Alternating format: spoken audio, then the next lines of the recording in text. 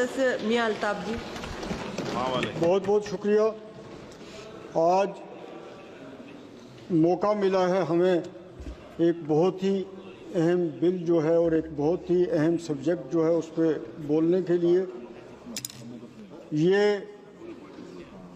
मामला जो है ये परेशान हाल और बेकस लोगों का है जो नेचुरल क्लाइमेटीज़ की वजह से जिनको परेशानियां होती हैं, जिनकी तबाहियां होती हैं। बिल का मकसद ये बयान किया गया है कि इससे एक बेहतर कोऑर्डिनेशन रहेगी सेंटर और स्टेट में, और ये बहुत ज़रूरी है कि इन मामलात में पूरी कोऑर्डिनेशन हो, स्टेट की हुकूमत की भी और सेंटर हुकूमत की भी। और ऐसी कोई आफत जब आती है तो उसका हम सब को मिल के मुकाबला करना है और मुसीबत ज़्यादा लोगों की मदद करनी है।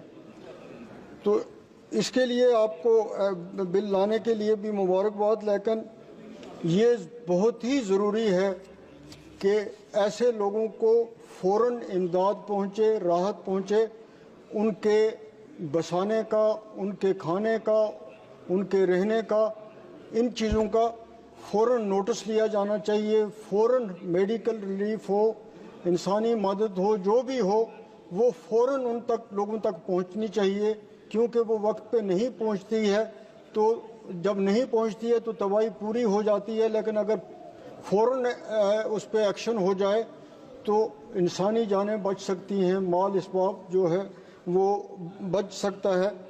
दूसरी जो हमारी स्टेट है उसमें सैलाब ने भी तबाही की, लैंडस्लाइड्स बहुत ज़्यादा आते हैं, ख़ास तौर पे जम्मू श्रीनगर हाईवे जो है वहाँ पे बहुत ज़्यादा लैंडस्लाइड्स आती हैं। बालतल पे जहाँ अमरनाथ के दर्शन के लिए लोग जाते हैं, केओ पे पिछले साल अचानक वहाँ पे बहुत बड़ी एक पस्सी आई और कई यात्री जो हैं मर गए। तो कई ऐसे केस जो हैं वो होते हैं। तो ऐसी जगहों पे ख़ास इंतज़ामात जो हैं वो रहना चाहिए जहाँ इतने बड़े लोग जमा हों। एक और बात जो मंत्री साहब मैं आपके नोट्स में लाना चाहता हूँ, वो एक गरीब शख्स जो है उसका मकान जल जाता है, उसको सिर्फ आज के ज़माने में 1 लाख मिलता है और उसको इतनी फॉर्मेलिटीज़ पूरी करनी पड़ती हैं, पटवारी से, गिरदावर से, तहसीलदार से, डीसी से, तो 50,000 तो उसका किराया का ही खर्चा हो जाता है। तो इस सिस्टम को सिंप्लीफाई करने की ज़रूरत है। एक बुनियादी लोकल पे एक तहसीलदार को ये अख्तियारात होने चाहिए कि अगर 1 लाख रुपए आप पहले तो वो बहुत कम है, लेकिन वही देना है कम से कम तो वो 24 घंटे में मिले, वरना बहुत ज़्यादा हम ग्राउंड पे देखते हैं कि लोगों को उसकी दिक्कत होती है। और ये अमाउंट बहुत कम है, ये अमाउंट अब बढ़ना चाहिए। या तो इंश्योरेंस का कुछ ऐसा तरीका होना चाहिए कि जो गरीब लोग हैं उनको पैसा अगर गवर्नमेंट नहीं दे सकती है तो इंश्योरेंस कंपनियां दें और वो जल्द से जल्द जो है वो दें। कश्मीर में सबसे बड़ी डिज़ास्टर जो होती है वो विंटर में होती है। वहाँ पुराने मकान हैं और पूरे लकड़ी के बने हुए हैं। कंक्रीट की बिल्डिंग्स आपको वहाँ बड़ी कम मिलेंगी, अब शहरों में मिलेंगी, लेकिन पुराने गांव के गांव जो हैं 200-400 गांव, वो उनकी छत भी लकड़ी की होती है, दूसरा काम भी जो है वो लकड़ी से होता है। और खुदा बचाए जब आग लगती है तो पूरा गांव का गांव जल जाता है।